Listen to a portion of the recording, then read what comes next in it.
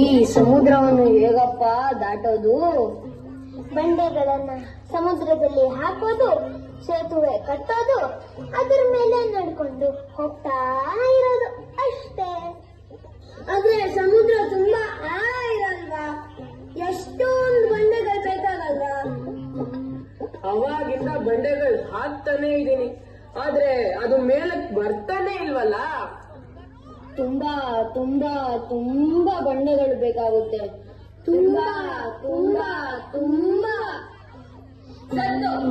ಏನಿದೆ ನಿಮ್ಮ ಗಲಾಟೆ? ಬಂಡೆಗಳು ಮುಳುಗಿ ಹೋಗ್ತಾ ಇವೆ, ಕೊಚ್ಚಿ ಹೋಗ್ತಾ ಇವೆ, ಚೆಲ್ಲ ಪಿಲ್ಲಿ ಆಗ್ತಾ ಇವೆ. ಸೇತುವೆ ಕಟ್ಟೋಕೆ ಕಷ್ಟ ಆಗ್ತಿವೆ. ಹೌದಾ? ತಡೀರಿ. ಹಾ, ಜೈ ಶ್ರೀರಾಮ್. ನೀನು ಯಾಕೋ ನಿನ್ನ ಹಂಗ್ಯಾಕೋ? ನಿನ್ನ ನಾಮದ ಬಲ ಹೊಂದಿದ್ದರೆ ಸಾಕು. ಜೈ ಶ್ರೀರಾಮ್, ಜೈ ಶ್ರೀರಾಮ್, ಜೈ ಶ್ರೀರಾಮ್. ಕಲ್ಲು ನೀರಲ್ಲಿ ತೇಲ್ತಾ ಇದೆ. ಹೌದಾ? ಇಲ್ಲಿ ಇಲ್ಲಿ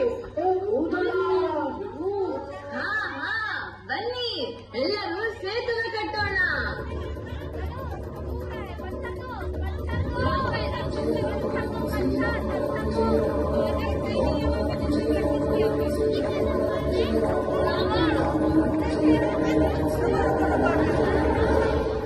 ಇಲ್ಲಿಂದ ಲಂಕೆಯ ತನಕ ಸೇತುವೆ ತಯಾರಾಯ್ತು.